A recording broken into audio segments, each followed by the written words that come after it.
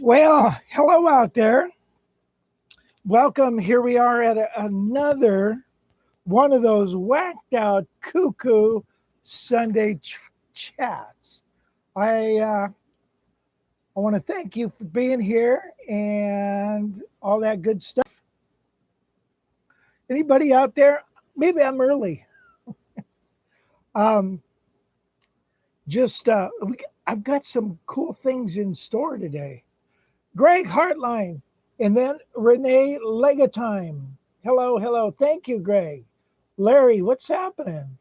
Davison, Michigan. How far away is that from Kalamazoo?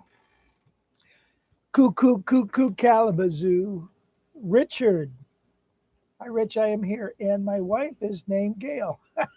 Rich and Gail, huh? Wow, what a trip. We just met some neighbors. They have their same anniversary as we did. Isn't that crazy?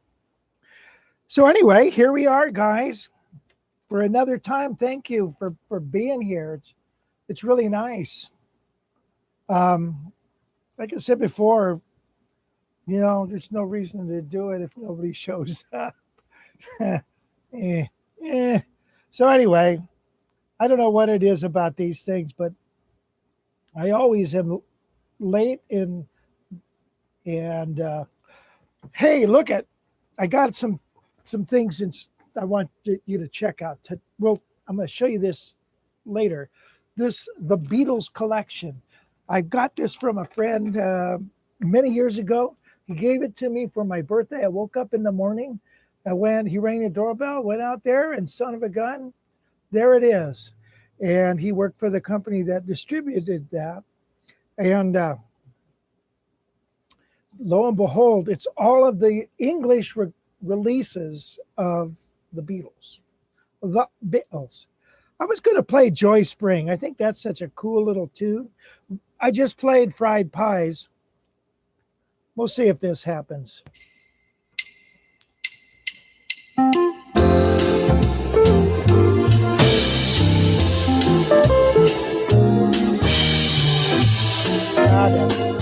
Whoa. Oh,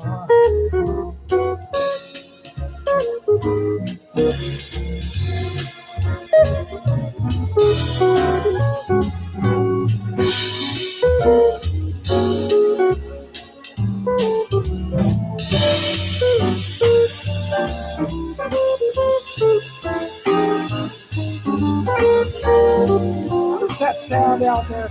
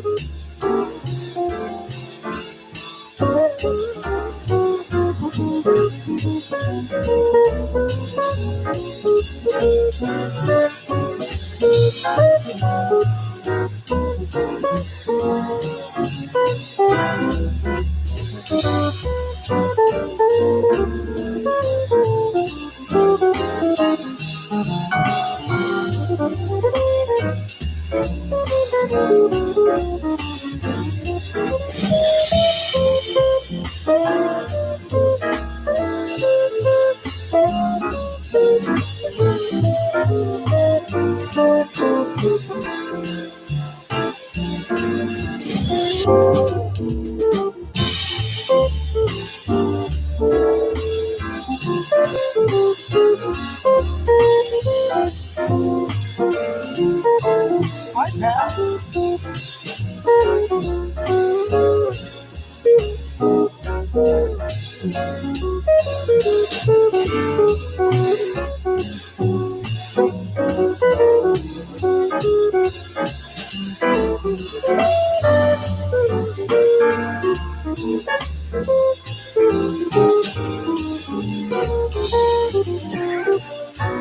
Jerry and Lewis on the cymbal. I hear that now. It's like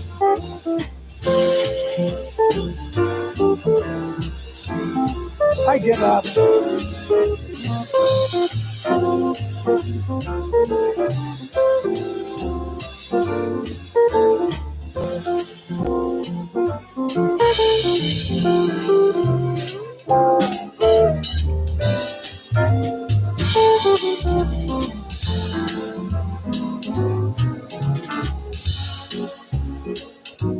All right. Stop, for crying out loud. Jeez, these stupid ass things. Jeez. You know, drummers and real bass players are really fun to work with, but they don't ride in the trunk so well. Okay, Tommy Huxley, what is that? This is a Ed Shaffer. Jerry Lewis on the cymbal. I like that. That's true. Hello from Marine Overcast Cayucas.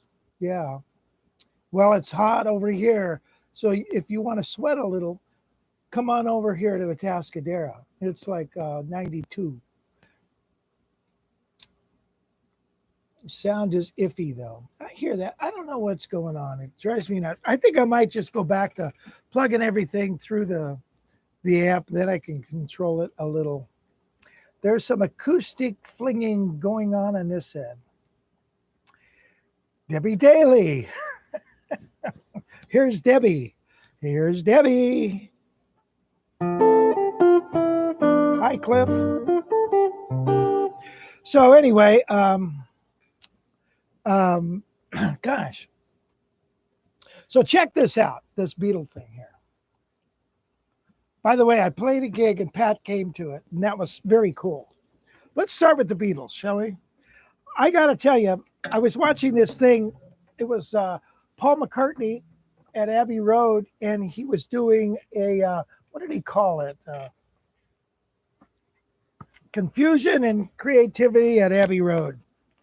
And remember Debbie Daly? We went to Abbey Road. You can't just get a tour of Abbey Road. I was very lucky. I had a wonderful friend who knew a cat. Now look at that. Look at that one. See, I don't think this is not the English one. I mean, the American one. This is the English one of this. Isn't that a trip?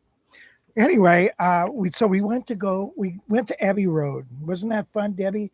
And we were in Studio B where the Beatles did 192 songs. And the control room's upstairs and everybody is downstairs. So it's weird. If you want to go in and listen, well, they do have playback speakers, but if you really want to go in there and listen, you got to climb up the stairs and stuff. But it's kind of neat. It kind of separates the band from the engineers. Here's the White Album. So now look at this. Remember, we had Meet the Beatles. This is with the Beatles. And this had 14 songs altogether. Remember, our version maybe had 11 or 12. And like they had Money on this and The Devil in Her Heart. And those tunes weren't on there. And Please, Mr. Postman. Isn't that a trip?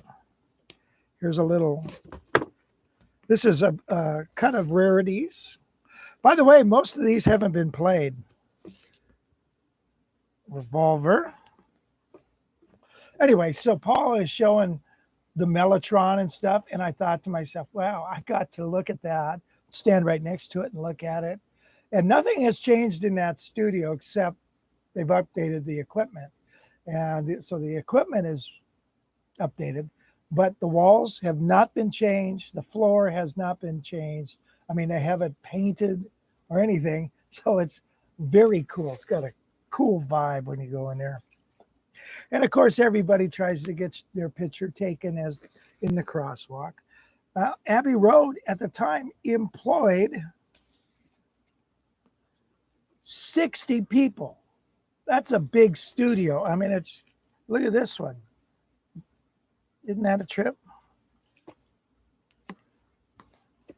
And then you got this.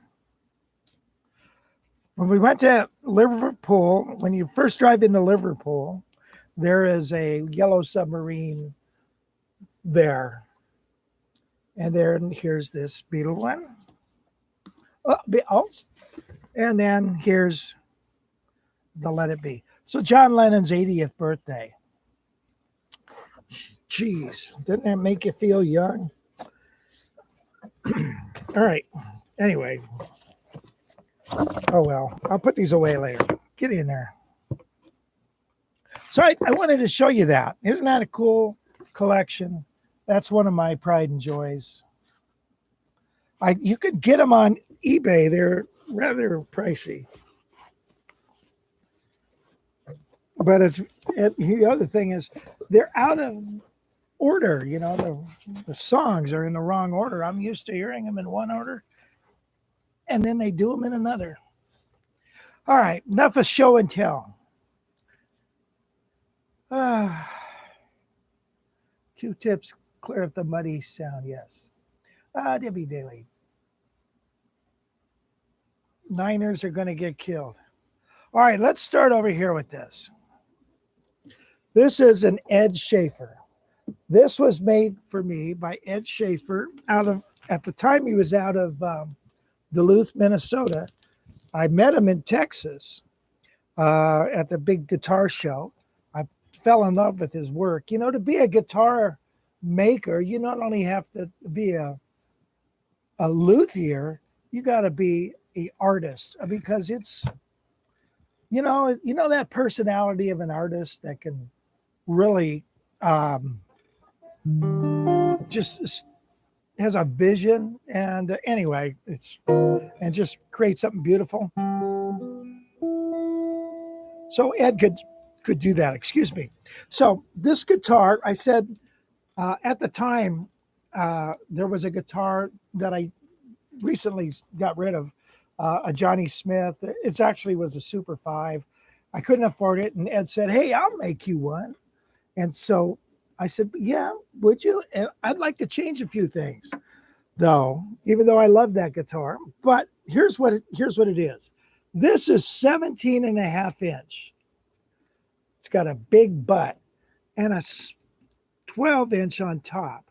So what's the beauty of it is you've got a lot of sound going on in there. And this is, doesn't cut into you so much, you know? It's got a little wider fretboard than for playing single notes. It's great for this stuff. It's great for tuning. I've got it so cold in here. Maybe that's the problem.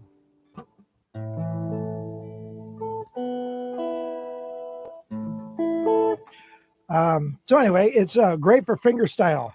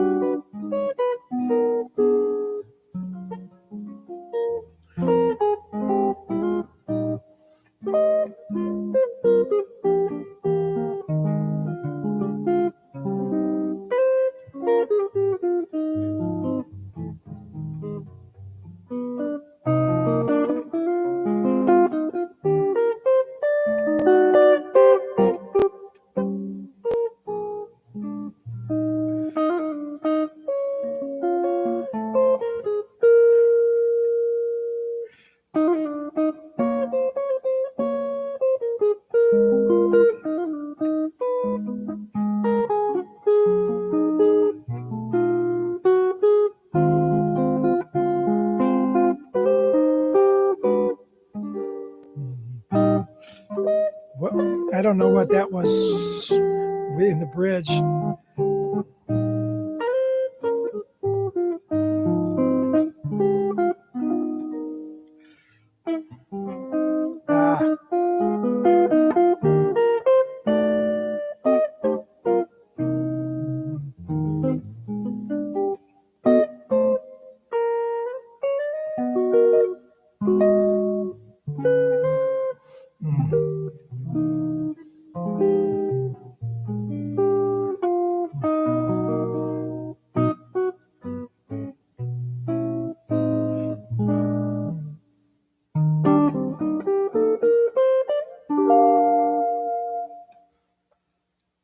Something like that. Last week, some guys said, let's hear some Christmas or start working on some Christmas. Which, by the way, I do have a new website for Christmas songs. It's a membership, and it's got all 42 of my arrangements on there. That's a lot of stuff. The one subscription site that we have is going away at the end of the year. So we got to figure out what to do here. But we moved all the Christmas stuff over to this. So that's cool. Be sure to, let's see. I'm digging Show and Tell. Thank you, Debbie. You remember that. What else was so cool about Abbey Road? Oh, I know. They were saying the engineer had, the engineer had purchased the piano that they did Let It Be on. And this is, not too long after they did that recording. And so after a while, they thought, wait a minute, what did we just do? We sold this historic piano. Oops. And so that was kind of funny. Okay, so Ed Shaffer made me this. I know I'm all over the map. Ebony fretboard, beautiful inlays. He wrestled around with different headstock designs. But I wanted the large bout here, smaller bout here. He put just single binding on it because he said, Rich, 5, 6, 7 ply binding, man, a lot of time it's hard to work with and it falls apart sometimes. So anyway, he just put single binding on it. Solid spruce top. The BAP is maple. It's actually a 5-piece neck. Check. The neck has got 2 stringers of graphite, so it's very stable. Beautiful fretwork. Ed doesn't make these anymore. He actually said, I'll mail you the mold, to bake this, but he never did. So anyway, where are we at on here in this?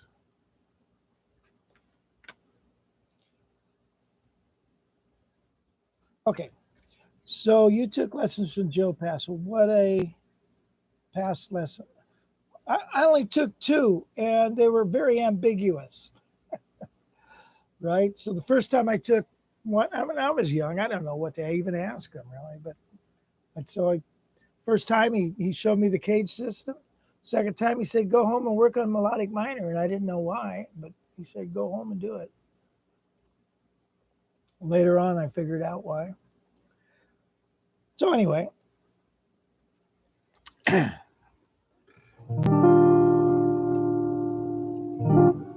Anyway, you like the sound of this? This isn't the original pickup it came with. It came with a Kent Armstrong, and I really never really was happy with the sound of the guitar. You think you would be, but I don't know. It's all in your ears too. This is a pickup. It's called Dragonfire. You can get them on eBay. They're cheap. They're built in Oregon, I think, or the guy supplies them in Oregon. This is a single coil that doesn't hum all over the place. And I think it's got a very cool sound.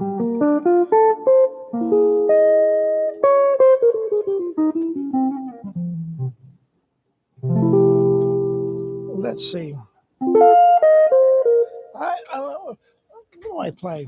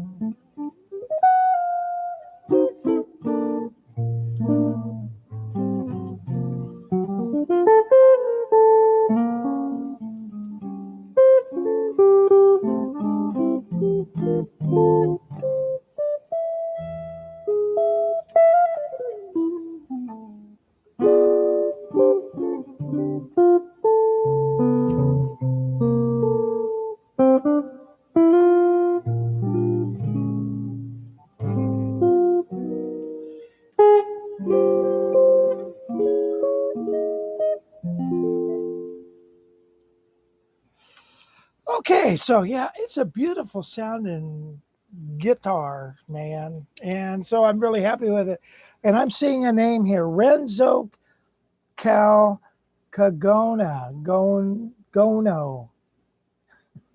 Renzo, remember, I've known Renzo for decades. He originally took when I was in Los Angeles.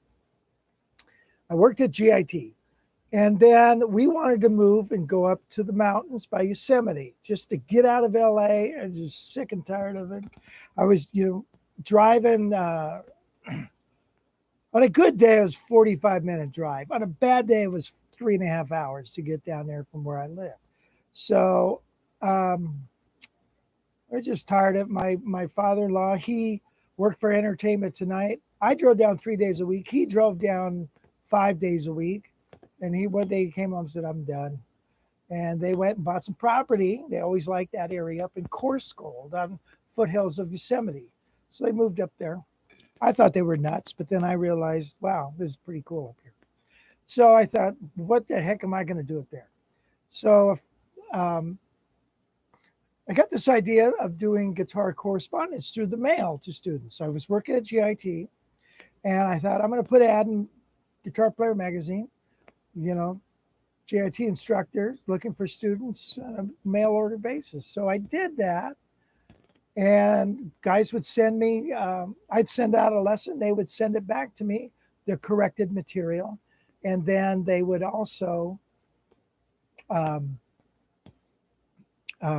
send a recording.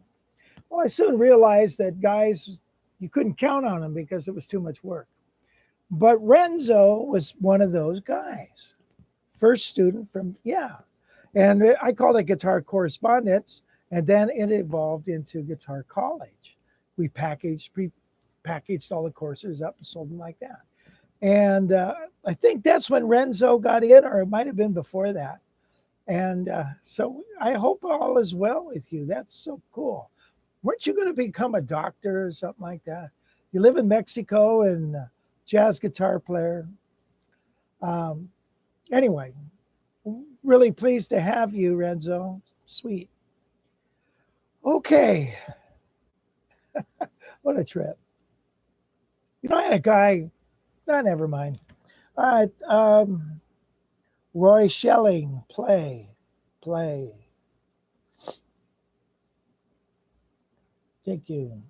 You remember the ad in Guitar Player magazine? Those white cassette tapes. Yes, that's right. That's what I would do. I'd put it on a cassette tape. Yes. Sometimes I get a call and says, hey, I still got these cassette tapes, but I don't have a player. Do you have them transferred over to something else? I'm like, wow.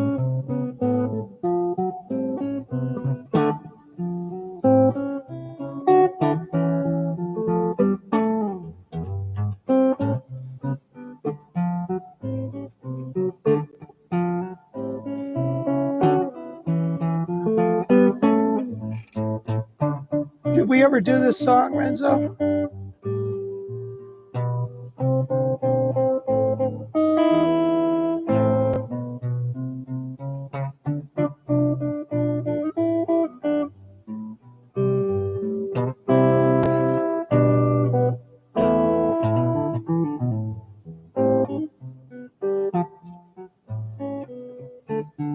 This guitar is going out of tune as I talk.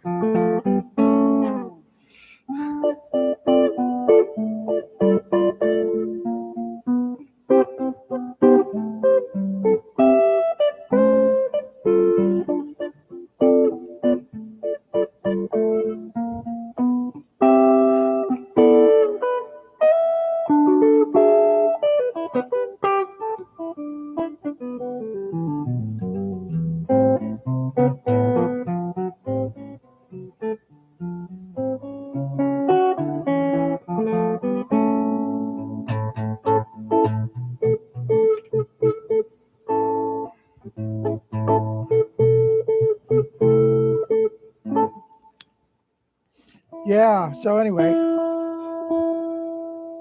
Uruguay.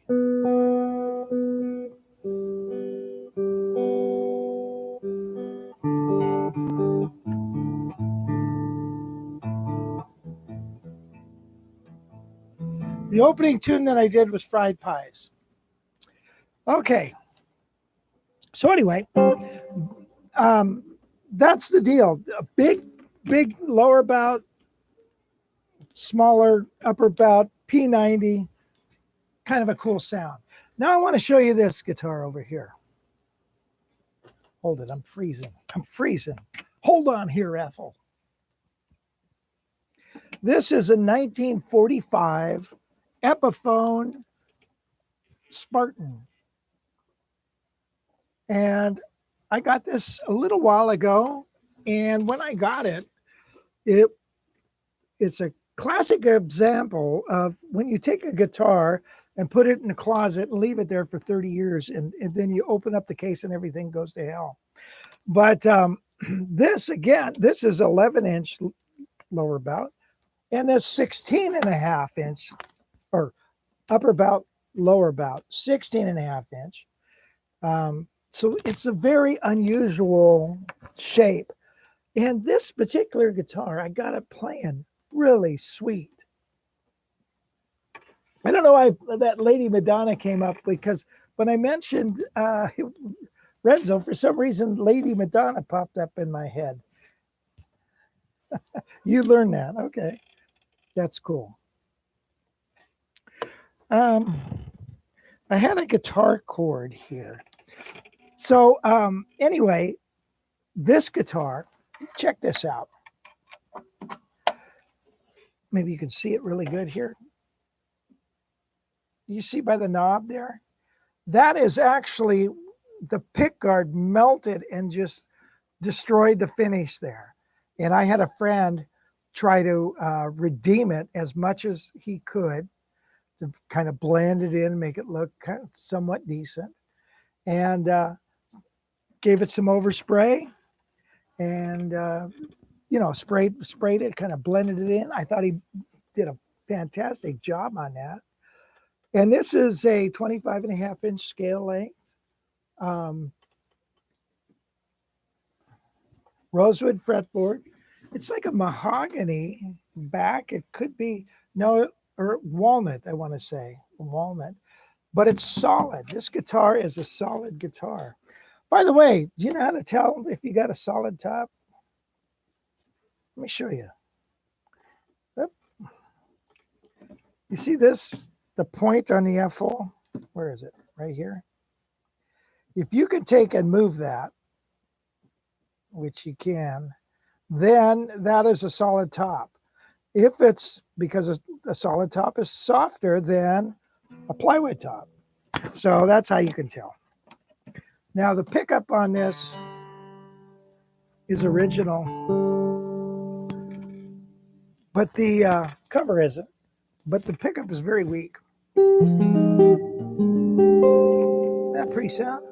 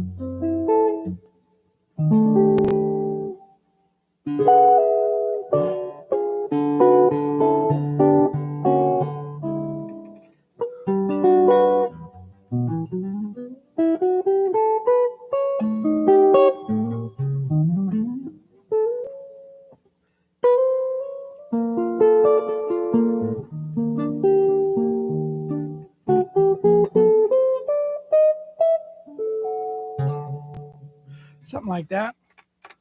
Yeah, so let's see. Epiphone has a bright sound. Yeah, it does. Surprised how good it sounds. PAF, perhaps. Well, PAF is a humbucker, isn't it? Epiphone, let's see, 1945. Yes. Okay, so glad to catch you here in the UK. In the UK. That is a confusing place you live in the UK. Man, try to drive up and down. I was surprised meeting people there.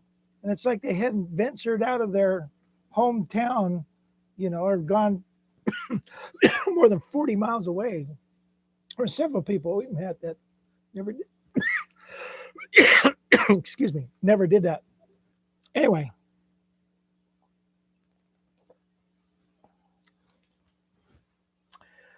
Let's see.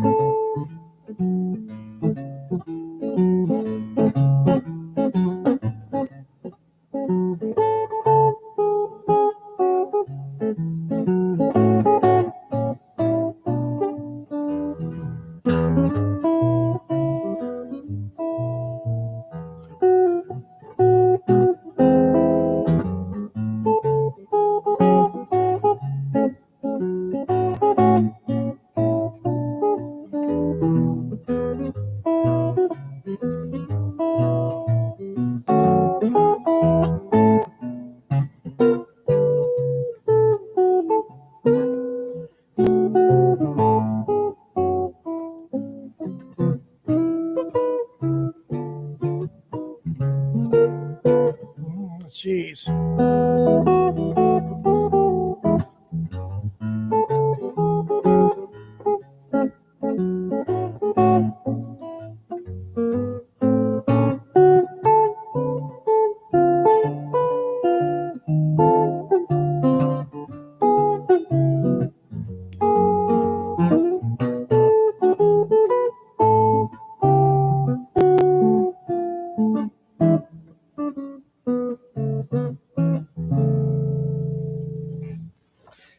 Oh, been a while, man. I got to brush up on these tunes, man.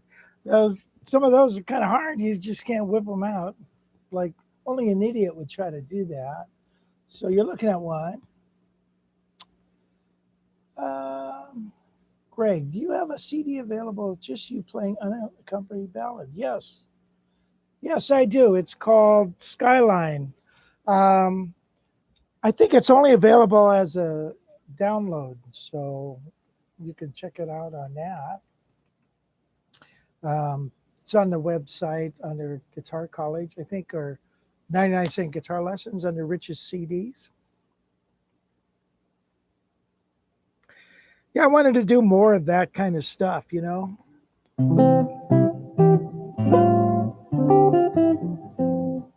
do you like the sound of this?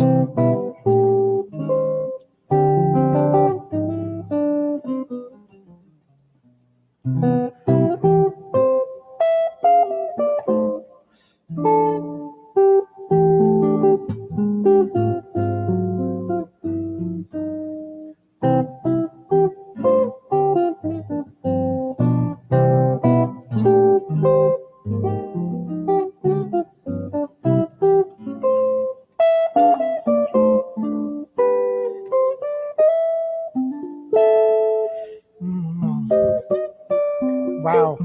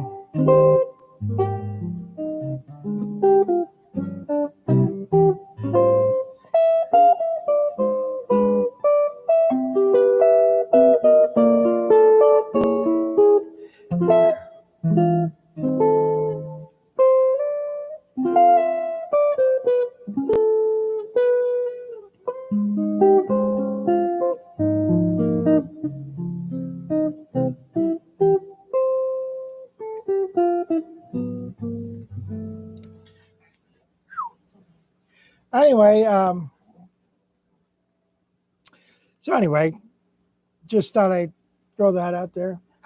This guitar is pretty cool.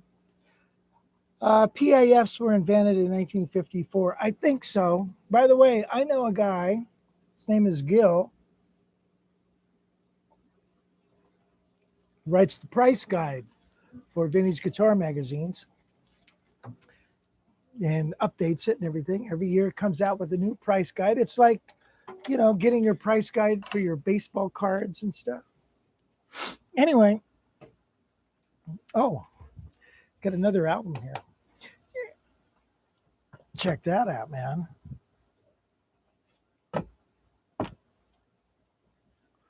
Cookie. I just picked that up. I thought, I gotta get this, man. It's crazy. Just the cover alone is classic. But anyway, Gil writes price guide. Now, Gil acquired the very first Les Paul, the very first humbucker pickups. And yeah, I think it was 54, 55, something like that. And he acquired that guitar and he paid a lot of money for it. A lot. He said the guy was able to buy or build a garage with what he paid for it. And anyway, he sold it for quite a bit of money as well. But isn't that fascinating? The very first humbucker pickups didn't have the screw holes in the plates there. So that was the very first one.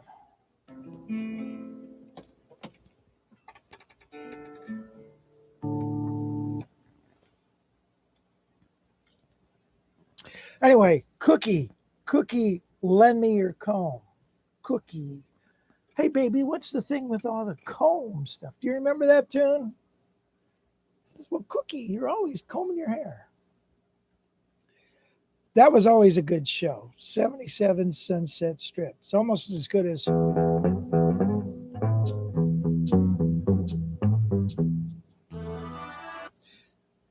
Let's play some jazz, shall we? Why not?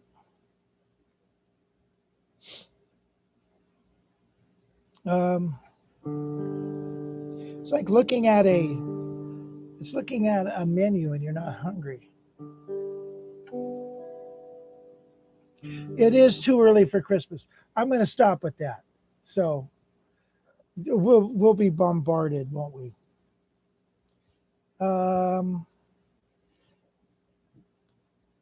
Let's do this. It's easy. And I played it a billion times. Come on. Where are you?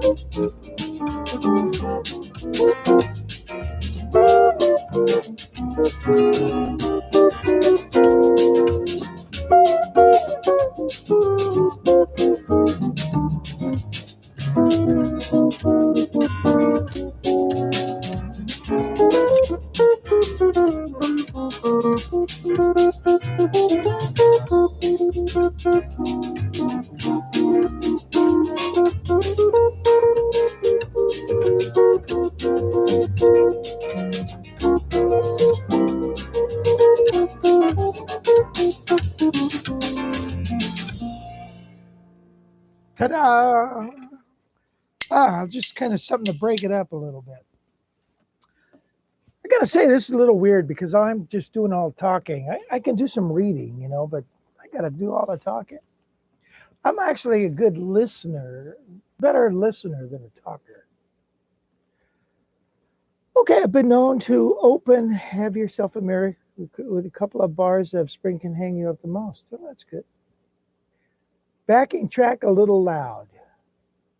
Okay, thank you. I don't know those things. I learned that from you as well. I used your arrangement when I played with a Brazilian music quartet. Wonderful. Rich also plays Hofner jazz guitars. Not anymore. I sold them all. Hofner is very hard to get in the United States, so they were acquired by another company, and it was just a big mess. So anyway, they were nice. The Jazzica was a wonderful guitar. So was the President. And then they had a smaller President. I forget the Vice President or I forget, you know, they had all those names. The Fuhrer. And then, I don't know, I just never got it. Even though you're late, I'm glad you're here. Thank you. Greetings from Venezuela. Wow. Wow, Julio. We did a lot of Joe B. Okay. Well, thank you, Renzo. I appreciate that. Thank you. So anyway, what was I talking about? So what did we cover today? Look at all the stuff we've covered. The Beatles stuff, the couple of different guitars. Man, we're just like cooking right along, right? Here, let's play this song here. I have Tenderly as a samba, which I like. Let's play some more sambas, shall we? Okay, I know it's on here. Good God. There it is.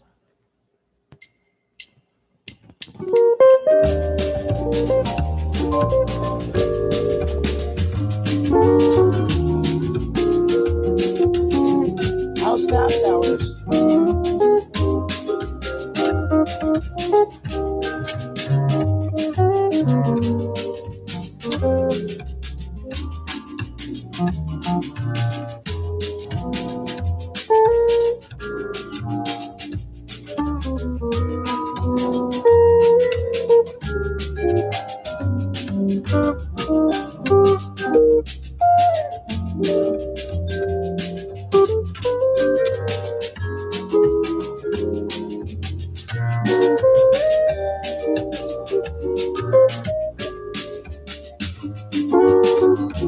John Stoll has a Hofner.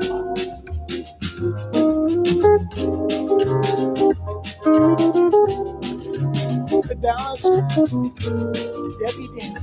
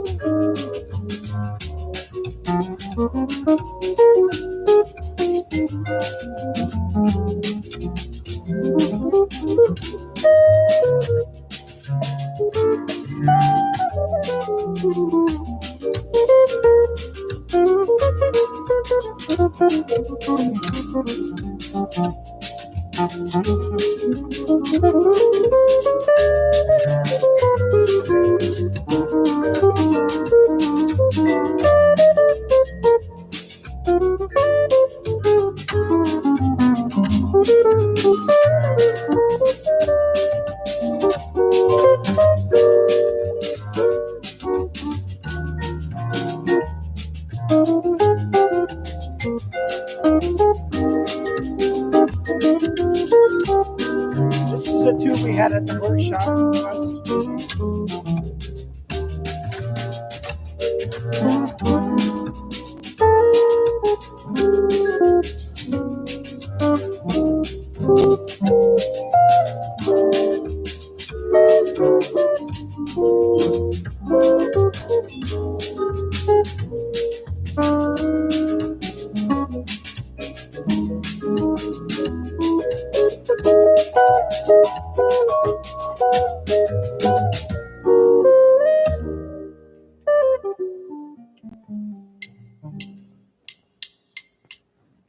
Anyway, that was Tenderly.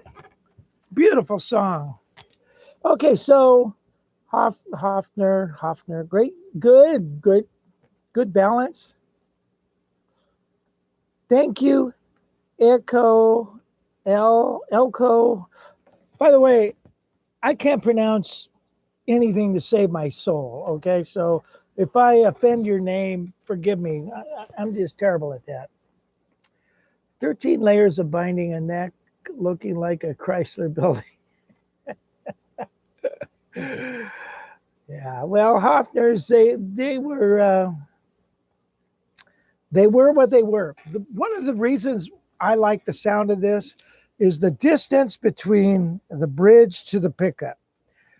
On the Hofner Jazzica, it has a 24-inch fretboard, 24 fretboard. Okay, so now you got that pickup over here, you know what I mean? And so the closer it is to the bridge, the tinnier the sound.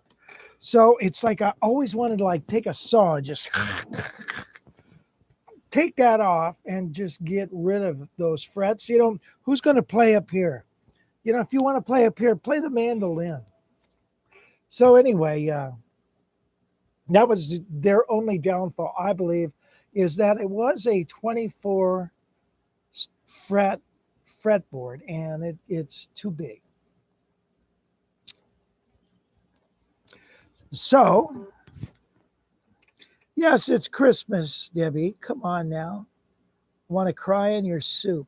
The problem is, for musicians, you got to start learning those songs. You can't wait till you get a gig and to go, you got to know, you got to start way ahead of time. And by the time Christmas rolls around, you're sick and tired of them. But hey, it's once you really learn a tune, it doesn't take that long to fine tune it. And I actually have a system to do that. Here's what I do. I'll take 7 songs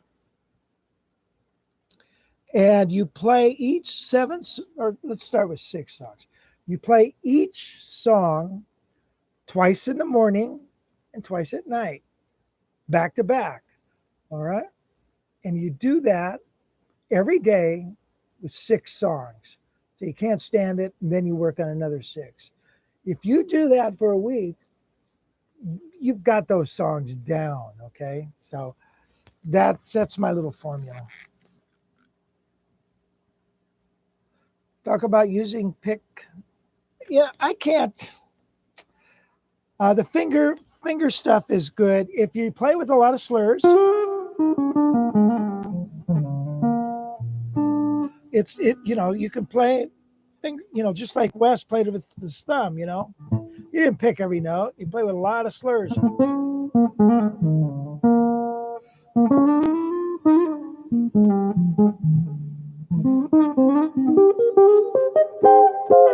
So if you play with fingers,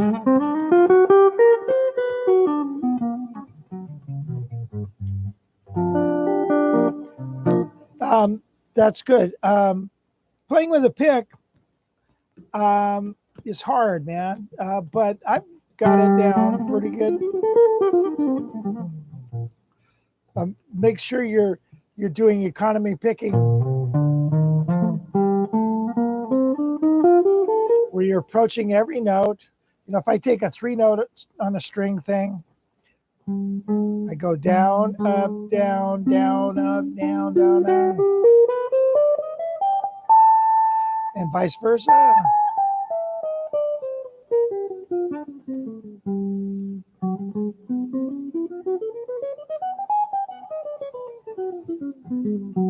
So then when you play with this, just a regular scale,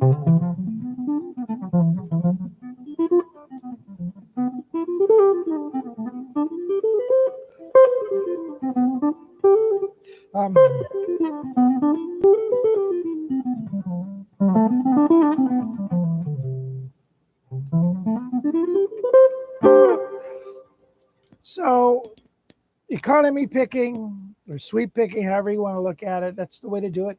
And if you use a lot of slurs in your playing, you don't have to pick that much. Like here's how I play a scale, like slurred picking. So I'm only hitting the note. I'm only hitting one string, at a time.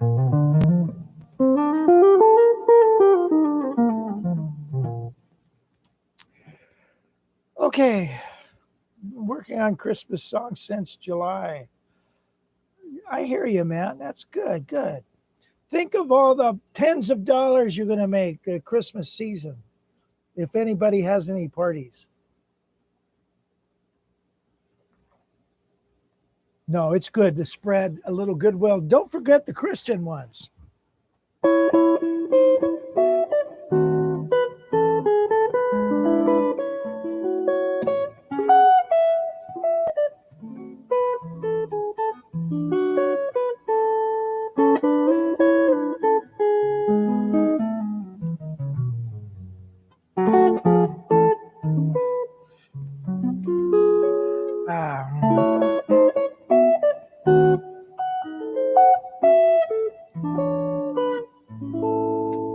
I think those are really important to make sure you include it. It's not about snow and all that crap. Okay. So you want to don't forget those. People appreciate it when you get so sick of hearing about snow on the radio. They don't want to play any Christian songs on the radio. It is Christmas, by the way. I don't know. It drives me nuts if I all I hear is snow tunes. Why does the ES 175 and others have such a long distance from the end of the neck? It moves it away from the warm sound. I don't know. They want that on the 175. They back the pickup off because that was the sweet spot to pick, and you wouldn't hit the pickup. Well, if you lower the pickup down, you're not going to hit it anyways. Plus, it did make it brighter, so it does cut through the band. So I've said this before. If you have a real wonderful sounding guitar, a lot of times you can't hear the nuances when you got a big band going on. Can't hear it. You need something that kind of cuts through and does it like that. So, uh, that's the deal. Um, Redoing all my backing tracks. Yeah, backing tracks are nice. I let's see. Let me see if I've got any Christmas backing track because I was just thinking. Um,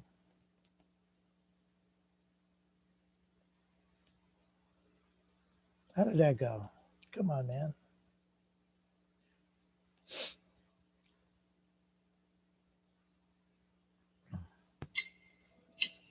Jingle bells.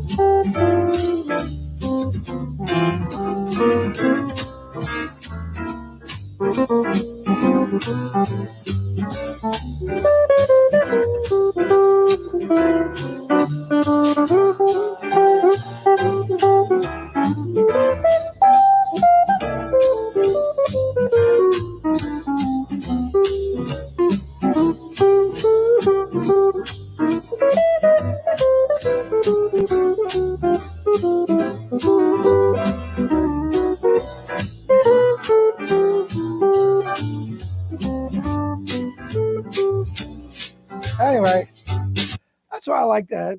I like those kind of tracks. You play blues and stuff. So that's my arrangement of Jingle Bells. Okay. Christmas songs, one of the things, man, I have a couple nice, I think they're nice Christmas albums and a lot of nice Christmas arrangements. And the thing is, I could only play them at Christmas.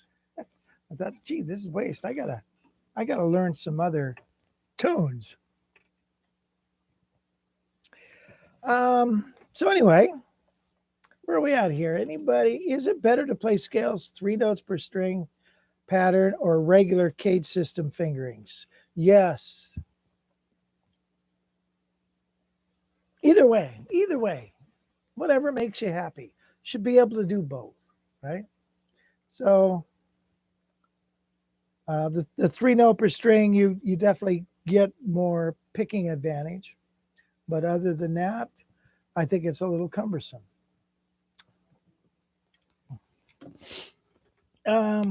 Let's see.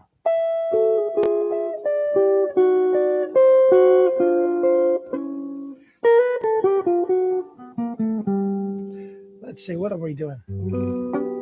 I know I'm doing Jingle Bells. You're using Real Book, Real Pro for creating band. Does that work good?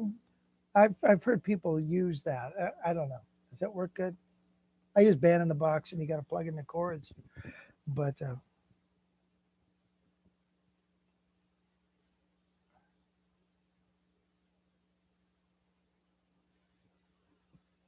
anyway, anyway, let's see. What's in the works? I'll tell you what, I've got this course almost finished, and I wanted to tell you, we talked about it before. It's 6 songs. There's 8 videos per song, and each video also, well, not all of them have this, but there's several of them that have questions at the end. So you have to do homework.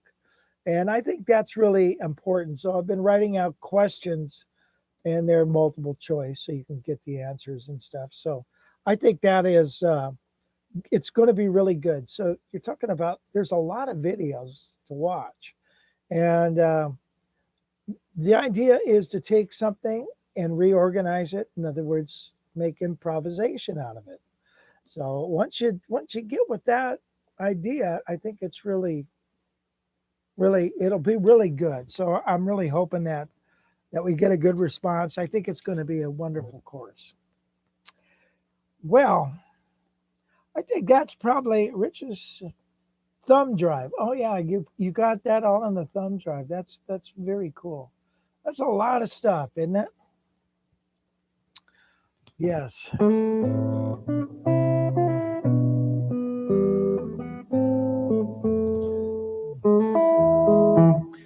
Someone to watch over me.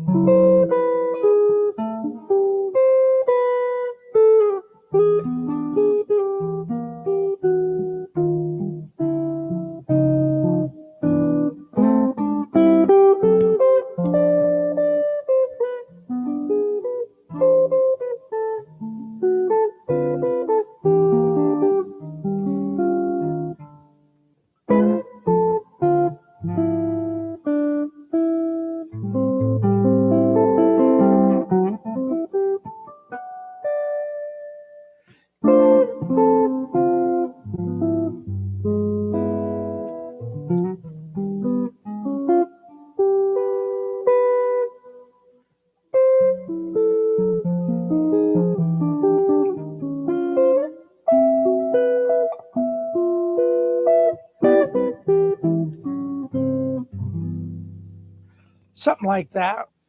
That's a wonderful song, isn't it?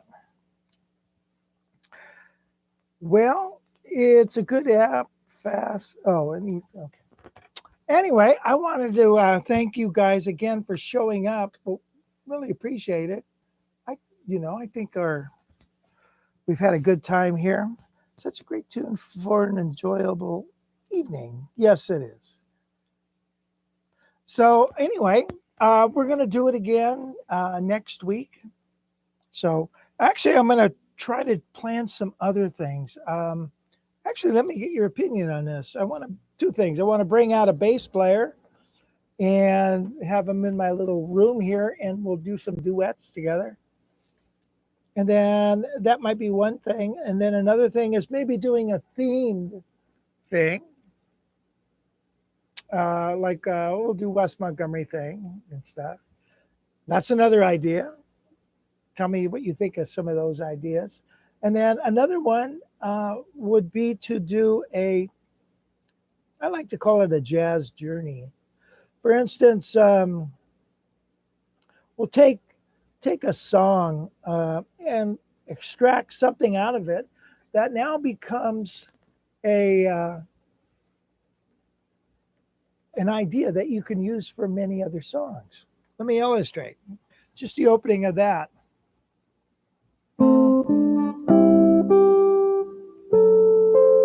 Okay, there's the melody. Right?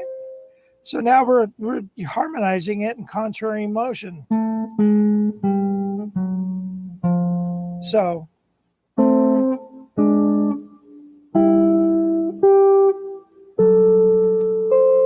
and then it goes down.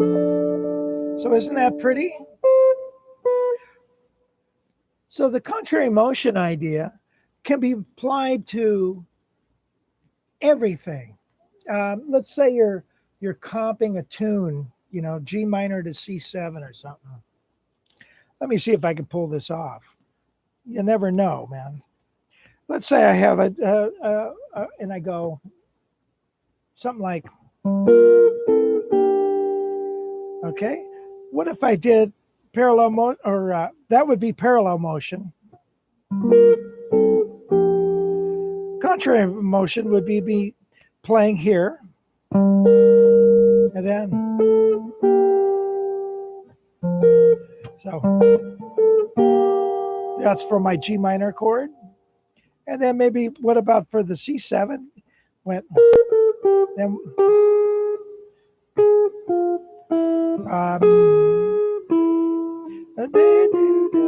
so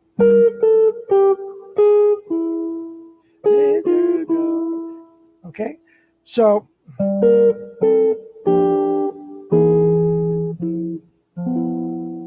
and then so now contrary motion,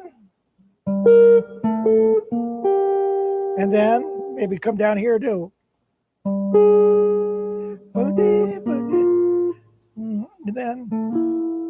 And then that's a bad example maybe, but you get my drift. How about this? If I go and then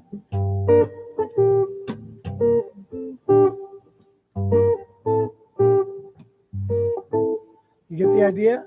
Contrary motion. So I would probably write out a few examples of that. So if we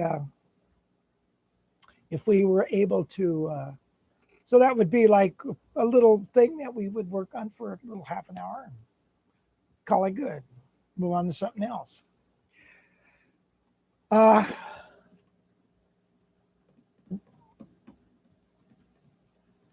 Thank you. Oh, you are quite welcome. I was going to ask for Georgia. Sure, why not?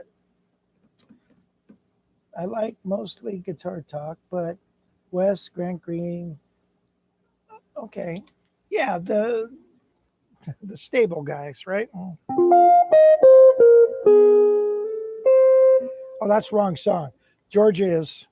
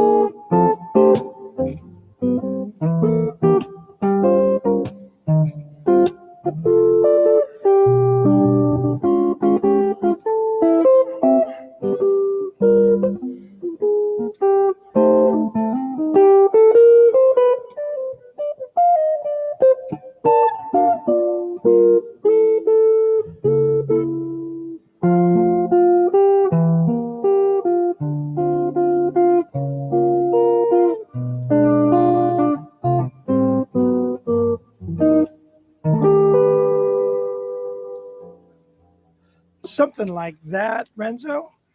Thanks for asking that. Contrary motion, Stairway to Heaven, Big O.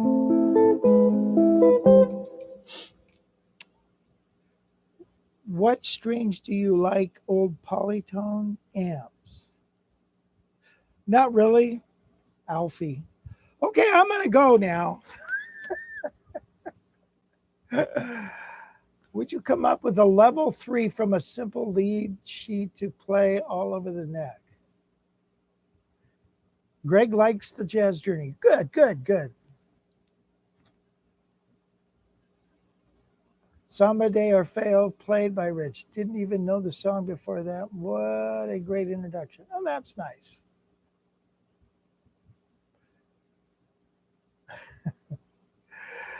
Ray, when you buy an old instrument, you always got to watch it because, the frets are generally smaller. They might need a fret job. It might need this, might need that, whatever. But yeah, so you take your chances. But that's okay.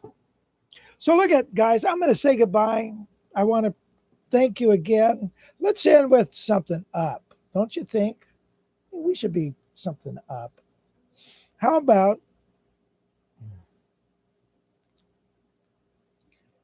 Samba de Orfeo? We already do that. Let's see. One song I heard last night that I thought I haven't played that in forever was Little Boat. And I thought,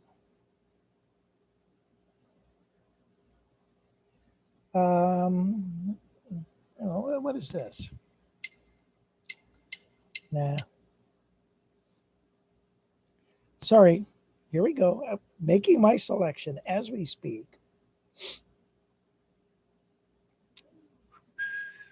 This is nice.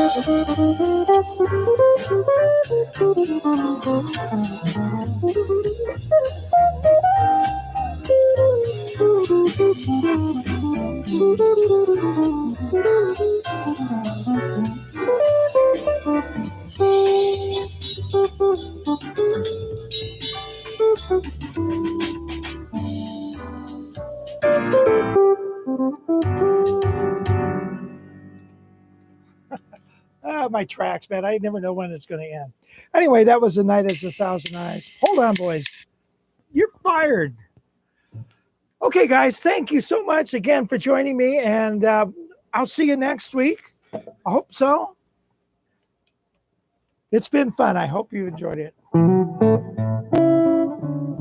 Y'all come back now.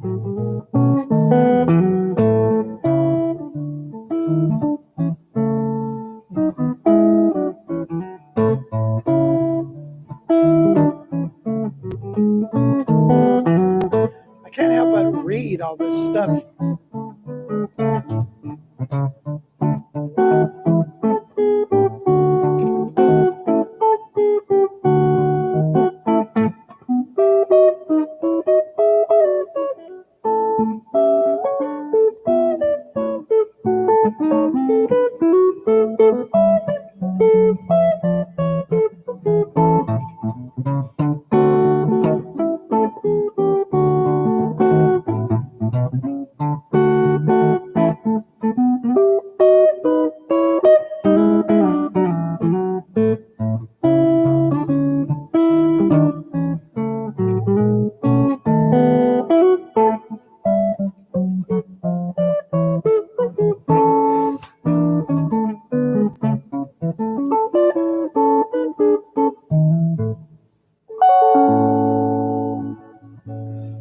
See you later. See you next week, guys. Thanks.